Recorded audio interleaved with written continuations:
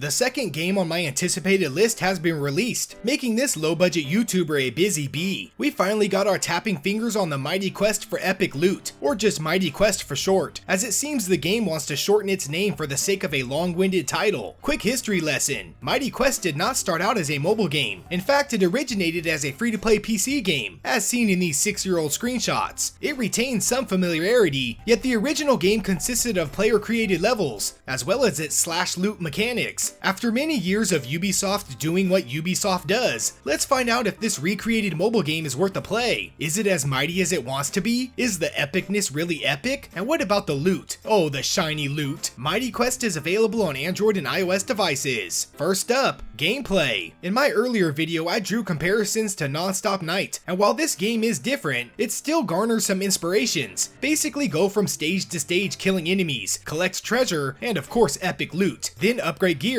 equip it, and do the same thing over and over again. Except here you control your attacks and movements. Unless you opt for autoplay, then it really starts to feel like a non-stopper. Now these ever-increasing stages and their ever more challenging enemies give a good reason to continue the loot quest, yet I couldn't help but notice its redundancy. It's kill, loot, kill. You can participate in other dungeons, ones with gold coin rewards, or upgrade material used to improve gear, even a PvP mode. This mode pits your best dressed hero against others, and it's a mediocre luck-based experience. So I ended up killing more enemies, gaining more loot, and well, doing the same thing over and over again until my fingers clenched of boredom. Everything you see on screen is everything this game is, and while I understand free-to-play mobile games have redundant qualities, Mighty Quest makes it more noticeable. The one redeeming quality this game possesses is actually in its title, the quest for epic loot. I did find myself eager for that next piece of gear, striving to complete an elemental set, and grinding for upgrades. It's all meant to push the player forward, and I will congratulate it for this aspect. It's the Destiny-like eagerness to obtain the best of the best. I also like the special abilities and talents, allowing the player to customize the best setup for a given dungeon. Yet overall, the game feels like a game I've played before, like the million other loot-based games within the genre. Nothing stands out as OMG I need to play this. Next up, graphics. Great colors and plain textures. Mighty Quest doesn't need to be extravagant, yet I do wish more effort was put into it. While the vibrant colors and toony enemies are a major plus, I was disappointed by its blandness. It's like they decided to not add details. Sure, the designs are cool looking, but it's just colors on polygons. I would have liked some textured elements. Again, it's not horrible by any means, and maybe it's my over-the-top expectations. The graphics are serviceable, just far from epic, or mighty for that matter. Finally, free playability. Who would have thought a game about loot would have loot boxes? Oh, I guess everybody would have thought. Loot boxes are here and they contain the best gear. Now gear can be acquired through regular play, and sometimes it's top tier. However, these trinkets of good gear are given in between huge amounts of, well, I'm going to use this as upgrade material gear. The game really wants you to spend money on gems, then use them to unlock super duper golden chests. Or take a gander at the store and be amazed at all the money you could potentially spend. Go for a gear set, a gem bundle, a 30-day, 50-a-day gem unlock, or an epic pass, which is tied to milestone rewards. Of course, a free-to-play loot game will have these features, yet here it is so in your face, so obstructive, that it really shows its true colors. If this was toned down, or even simplified, it wouldn't be so bad. Quick brain fart. I accidentally bought a gem pack for $1.99 because of Google's damn one-tap buy feature. All it allowed me to do was open one chest, a big disappointment, and just a reason to not spend another dime. There, Ubisoft, you conned me out of $1.99. Now for the mightiest of reasons to watch this video. Is it a download it, a give it a try, or a waste of space? Mighty Quest kills, loots, and kills its way in as a,